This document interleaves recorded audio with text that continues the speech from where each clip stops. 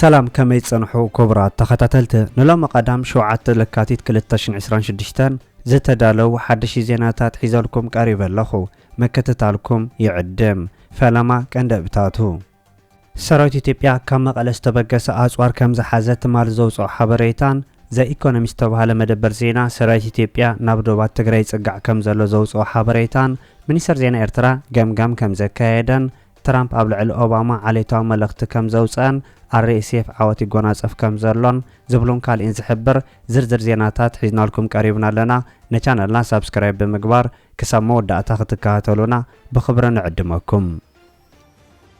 ትራምፕ ኣብ ልዕሊ ኦባማ ዓሌታዊ መልእኽቲ ከም ዘውፅአ ተገሊጹ ናይ ኣሜሪካ ፕሬዝዳንት ዶናልድ ትራምፕ ንፕሬዝዳንት ኣሜሪካ ነበር ባራክ ኦባማን በዓልቲ ቤቱ ሚሼል ኦባማን ኣመልኪቱ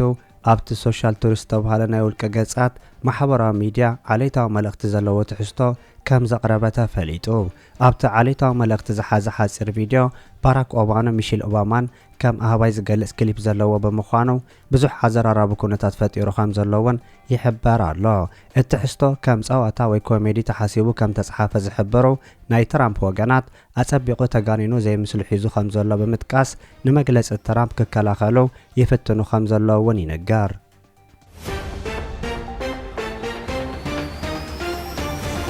RSF ዓወት ይጎናጸፍ ከም ዘሎ ተገሊጹ ኣብ ሱዳን ዘሎ ኩነታት ካብ ዕለት ናብ ዕለት ኣብ ዝቀየረሉ ዘሎ እዋን ኣብቲ ምስ ኢትዮጵያ ዘዳብ ወገን ኣብ ዝካየድ ዘሎ ውግኣት ናይ RSF ሓይሊ ላዕለዋይ ኢድ ሒዝ ከም ዘሎ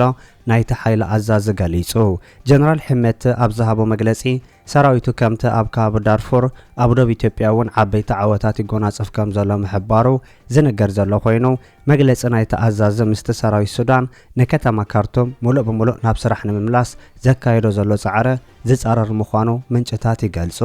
ኣብ ሱዳን ጸንሐ ኩነታት ናብ ነቡር ክምለስን ናይ RSF ሓይሊ ጠቕሊሉ ክሰዓር ምዃኑ ክሕብር ጸንሐ ናይ ሰራዊት ሱዳን መንግስቲ ነቲ ናይ ዳጋሎ መግለጺ ካብ ሓቂ ዝረሓቐ ክብል ገሊጽዎ ከም ዘሎ እውን ተሓቢሩ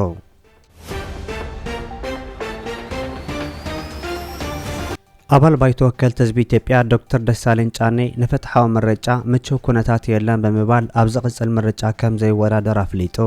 ኣብ ኣኼባታት ባይቶ ወከልቲ ህዝቢ ብምቕራብ ሓያል ሕቶን ነቐፌታን ብምቕራብ ዝፍለጥ አባል ባይቶ ዶክተር ደሳለኝ ጫኔ ኣብ ዝመጽእ ሻብዓይ ሓፈሻዊ ምርጫ ከም ዘይወዳደር ኣፍሊጡ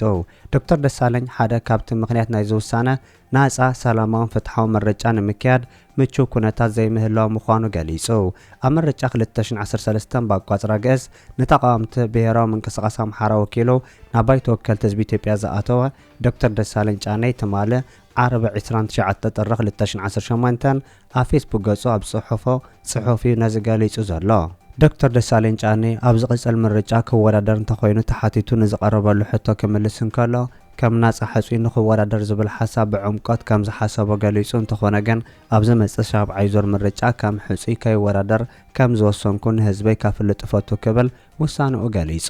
ዶክተር ደሳለኝ ኣብ ጽሑፉ ከም ቀንዲ ምኽንያት ውሳንኡ ምስ ህሉ ኩነታት ሃገርና ዝተኣሳሰሩ ዝበለ ኮይኑ ምዝ ተኣሳሲሩ ክልተ ጉዳያት ከም ምኽንያት ጠቒሱሎ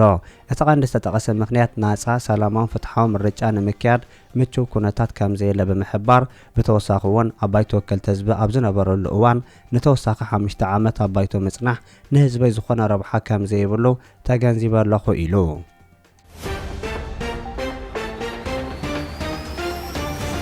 ሚኒስትር ዜና ኤርትራ ገምጋም ከም ዘካየደ ተገሊጹ ሚኒስትር ዜና ኣብ 2025 ዝተመዝገቡ ዓወታት ንምግምጋምን ኣብ ኣገባብ ኣሰራርሓን ውጥን ስራሕ 2026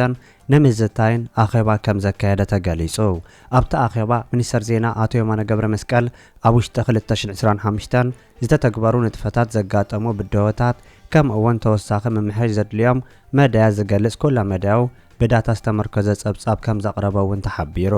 እቲ ሚኒስትር ኣብ 2025 ካብ ዝተሓሰቡ መደባት 900 ብዓወት ከም ዝተፈጸሙ ክሕብር እንከሎ ሚኒስትር ዜና ኤርትራ ካብ ኣናሎግ ናብ ዲጂታል ንምስጋር ክስርሐሉ ምጽንሖን ናብ ናይ HD ፎርማት ክሰጋገር ኣብ ስራሕ ከም ዘለዎ እውን ጠቒሱ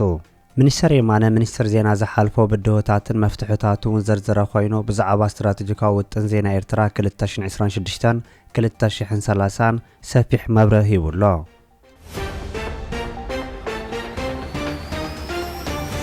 ፖሊስ ጀርመን ዮሴፍ ቀቲሉ ኢሉ ዝጠርጠሮ ወዲ 12 ዓመት ቆልዓ ኣብ ቀይዲ ከም ዘውዓለ ገሊጹ። ፖሊስ ካብ መወዳእታ ሰሙን ወርሒ ጥራት ሒዙ ንቐታሊ ወዲ 14 ዓመት ኤርትራዊ ዮሴፍ ንምርካብ ሰፊሕ ጻዕሪ ከካይድ ድሕሪ ምጽንሑ ሓደ ስሙ ዘይተገለጸ ወዲ 12 ዓመት ቆልዓ በቲ ገበን ኣብ ቀይዲ ከም ዘውዓለ ገሊጹ ኣሎ። ዮሴፍ ንመወዳእታ ብሂወት ዝተረኣየሉ ብ28 ጥረ ከባቢ ፍርቂ መዓልቲ ኮይኑ ሓደ ብእግሩ ዝጓዓዝ ዝነበረ ሰብ ከባቢ ሰዓት 5 ድሕሪ ፋዶስ ንሬስኡ ከም ዝረኸቦ ገሊጹ እዩ።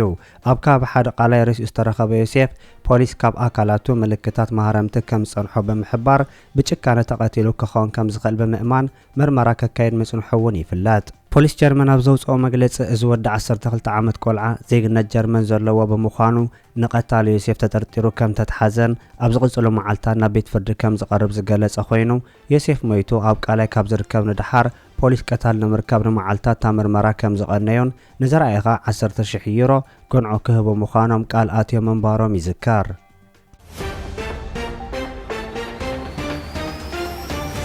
ተደጋጊፍና ተሓጋጊዝና እንተደኣ ሰሪሕና ውሕስና ምርግጋጽ ይከኣል ክብል ሌተናል ጀነራል ታደሰ ወረደ ተዛሪቡ። ፕሬዝዳንት ጊዜያዊ ምሕዳር ክልል ትግራይ ሌተናል ጀነራል ታደሰ ወረደ ኣብ ቢሮ ሕርሻን ሃብቲ ተፈጥሮን ትግራይ ኣብ ዘዳለዎ መድረኽ ምርግጋጽ ቁጠባዊ ዓርሰ ምርኮዛ ንብሔራዊ ህልውናን ድሕነትን ተረኺቡ ህዝቢ ትግራይ ኣብ ዓርሰ ምርኮዛ ተደሪኹ ውሕስና ትግራይ ንኸረጋግጽ ኣበርቲዑ ክሰርሕ ይግባእ ኢሉ። እቲ ፕሬዝዳንት ኣመራርሓን በዓል ሞያ እውን በቲ ዝተረኸበ ውፅኢት ክልካዕ ከም ዘለዎ እውን ገሊጹ። ኣብ ስራሕቲ ልምዓት ተዋዲድካ ምስራሕ ከም ዘድሊ ዝሓበረ እቲ ፕሬዝዳንት ሓንቲ ወረዳ ወዲቓ ማለት ከም ትግራይ ንወድቕ ኣለና ማለት ስለ ዝኾነ ተደጋጊፍናን ተሓጋጊዝና እንተደኣ ሰሪሕና ዓርሰ ምርኮዛ ህዝቢ ትግራይ ምርግጋጽ ይከኣል ክብል ከም ተዛረበ ቤት ጽሕፈት ፕሬዝዳንት ክልል ትግራይ ሓቢሩ።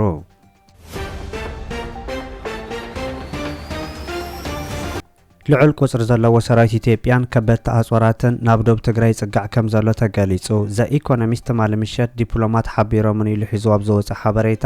ልዑል ቁጽሪ ዘለዎ ሰራዊት ከበድቲ ኣጽዋራትን መንግስቲ ኢትዮጵያ ናብ ደቡብ ትግራይ ጽግዕ ከም ዘሎ ዝገለጸ ኮይኑ ከም ምኽንያት ከዓ ኣብ ዝሓለፈ እዋናት ምስ ሓይልታት ትግራይ ዘጋጠመ ግጭት ምስ ሱዳን ኤርትራን ዘለሁሉ ኩነታት ከም ዝተሓዝ ገሊጹ ኣሎ። ሓደ ስሙ ክግለጽ ዘይደለየ ላዕለዋይ በዓል ስልጣን ሕወሓት ነቲ ጋዜጣ ኣብ ዝሃቦ መግለጺ ሰራዊት ኢትዮጵያ ብምሉእ ዓቕሙ ይንቀሳቐስ ከም ዘሎ ብምግላጽ ብልጽግና ዝገብሮ ዘሎ ደው እንተዘየቢሉ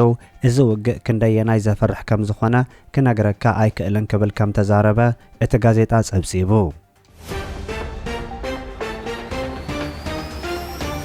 ሰራዊት ኢትዮጵያ ካብ መቐለ ዝተበገሰ ኣጽዋር ከም ዝሓዘ ኣፍሊጡ። ሰራዊት ኢትዮጵያ ኣብ ዝሓለፈ ሰሙናት ብመንግስቲ ኤርትራ ዝተለኣኸ ዝበሎ ብትግራይ ሓሊፉ ናብ ፋኖ ክሰጋገር ዝተሓሰበ ኣጽዋር ከም ዝሓዘ ኣፍሊጡ ዝነበረ ኮይኑ ትማለ ኣብ ዘርግሖ መግለጺ ድማ ከም እንደገና ካብ መቐለ ዝተበገሰ ኣይሱዚ መኪና ብከተማ ኮረም ኣቢሉ ናብ ክልል ኣምሓራ ኣጽዋራትን ጣይትን ሒዙ እናተጓዓዘን ከሎ ከም ዝሓዘ ኣፍሊጡ። ብኻልእ ዜና ድማ መንግስታዊ ትካል ዜና ኢትዮጵያ ትማልን ነበርቲ ከተማታት ትግራይ ኣዘራሪበ ብምባል ሰራዊት ኤርትራ ኣብ ልዕሊ ንብረት ህዝቢ ትግራይን ኣብፅሕዎ ዝበልዎ በደላት ብምዝርዛር ቀዳማይ ሚኒስትር ኢትዮጵያ ኣብይ ኣሕመድ ዝሃቦ መግለጺ ከም ዝድግፉ ዝገልጽ ሓበሬታ ዘርጊሑ።